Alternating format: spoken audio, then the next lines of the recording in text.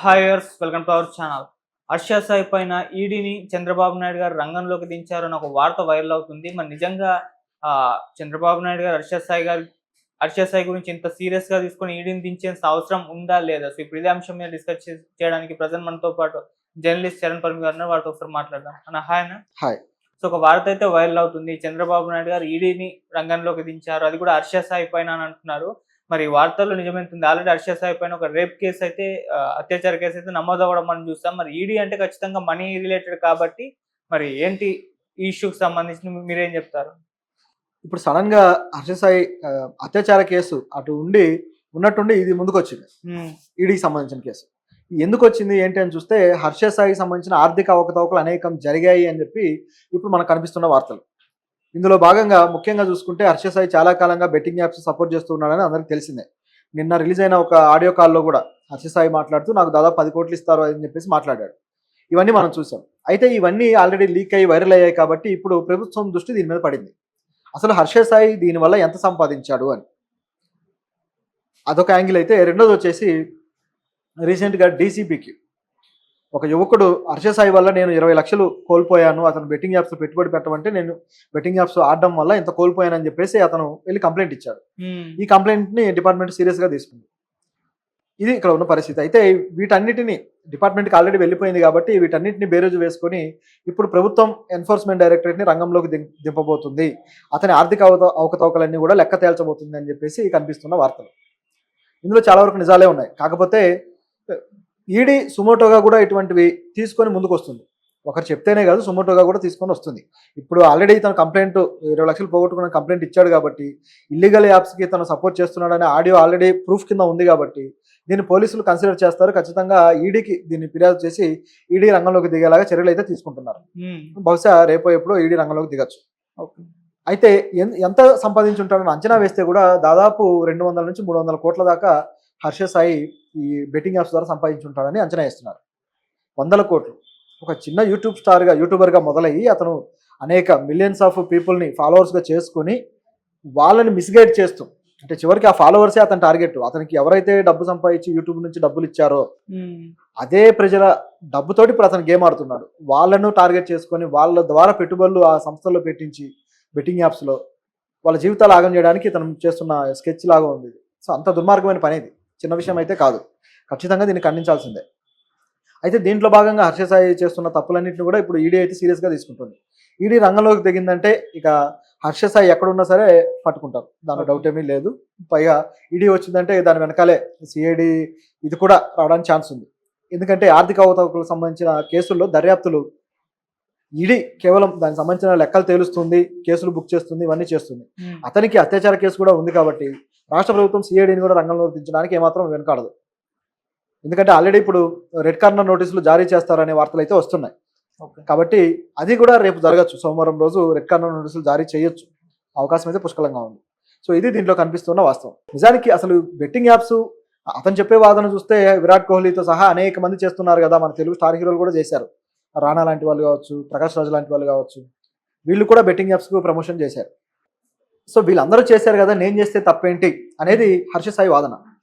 కానీ ఇక్కడ గమనించాల్సింది ఏంటంటే 2 రకాలుగా ఉంటాయి.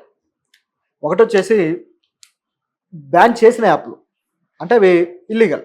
బ్యాన్ చేయని బెట్టింగ్ యాప్లు, ఇవి లీగల్. ఇట్లా యాప్ల్లో కూడా 2 రకాలు ఉంటాయి.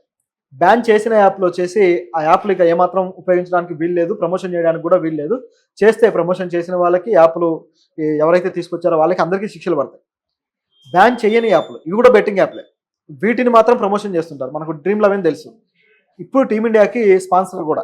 ఊరికే హర్ష సాయి మీద బెట్టింగ్ యాప్లను పడతారు కానీ బీసీసీఐని క్వశ్చన్ చేసే దమ్ము ఎవరికి లేదు.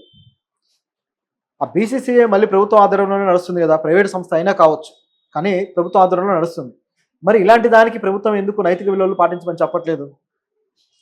సినిమా థియేటర్లో ఏమో ఇంత పెద్దగా పొగాకు వాడొద్దు అది ఇది అనేస్తారు. మరి క్రికెట్ ఫ్యాన్స్ ఇంతమంది ఉంటే మరి ఆ డ్రీమ్ 11లో పెట్టుబడి పెట్టి దెబ్బతింటారు అని ఎందుకని ప్రభుత్వం ప్రచారాలు చేయదు? ఇట్లాంటి ప్రశ్నలు చాలానే ఉన్నాయి మనకి. కానీ అందరూ ఏదో ఇండివిజువల్గా ఒక వ్యక్తి మీద టార్గెట్ చేయడానికి రెడీ అయిపోతారు. ప్రభుత్వాన్ని క్వశ్చన్ చేయరు. ఇప్పుడు ఇంత పెద్ద క్రికెటర్స్ని క్వశ్చన్ చేయరు, ఇంత పెద్ద బీసీసీఐ లాంటి సంస్థల్ని క్వశ్చన్ చేయరు. మరి ఎందుకంత భయపడతారో అర్థం కాదు. సినిమా నటులు మాత్రం క్వశ్చన్ చేస్తారు. సినిమా వాళ్ళంటే అంత లోకు అనమాట. ఆ విధంగా సినిమా వాళ్ళని క్వశ్చన్ చేస్తే అందరూ క్షమాపణలు చెప్పి ఆగిపోయిన వాళ్ళు కూడా ఉన్నారు. సో ఇది మన దగ్గర ఉన్న డ్యూయల్ నేచర్, జనాల్లోనే డ్యూయల్ నేచర్ ఉంటుంది. ఓకే. మనకి ఇష్టమైన దాంట్లో ఏం చేసుకున్నా చెల్లుబాటు అయ్యే తత్వం అనమాట. ఇది పరిస్థితి. అయితే దీంట్లో అసలు డ్రీమ్11 లాంటివి ఎందుకు ఇల్లీగల్ కాలేదు, ఎందుకు ఇంకా రన్ అవుతున్నాయి అనేది కూడా జనాల్లో ప్రశ్న ఉంది. ఎందుకంటే హర్ష సాయి వేసిన ప్రశ్నను బట్టి ఇది వస్తుంది. విరాట్ కోహ్లీ చేస్తున్నాడు కదా, మరి అతని మీద మీరు నెగిటివిటీ ఎందుకు రావట్లేదు, నా మీద ఎందుకు అనేది అతని ప్రశ్న. అది నిజమే. అసలు డ్రీమ్11 ఎందుకు సపోర్ట్ చేస్తుంది బీసీసీఐ అంటే దానికి సమాధానం లేదు ఎవరి దగ్గర. నిజానికి ఇక్కడ జరిగేది ఏంటంటే అవి లీగల్ అవ్వటం వల్ల వాళ్ళు ధైర్యంగా సపోర్ట్ చేయగలుగుతున్నారు. అవి లీగల్ ఎందుకు అయ్యాయి అంటే అవి చట్టాల్లో ఉన్న కొన్ని లొసుగులను ఉపయోగించుకొని ఈ యాప్లు మనం కూడా సాగిస్తున్నాయి. ఇప్పుడు యాప్ల్లో కూడా స్కిల్ ఓరియంటెడ్ గేమ్స్ అని, తర్వాత ఇలాంటి జూదం గ్యామ్లింగ్ ఓరియంటెడ్ గేమ్స్ ఇట్లా ఉంటాయి. నిజానికి ఈ బెట్టింగ్ యాప్స్ అన్నీ కూడా గ్యామ్లింగ్ ఓరియంటెడ్ గేమ్స్.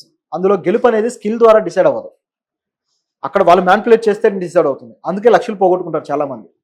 కానీ చట్టాల్లో ఉన్న అవకాశం స్కిల్ ఓరియంటెడ్ గేమ్ అనే ఏదైతే చట్టం ఉంటుందో దాన్ని బేస్ చేసుకొని అటువంటి గేమ్స్ అనేవి అఫీషియల్గా లీగల్ చేస్తారు.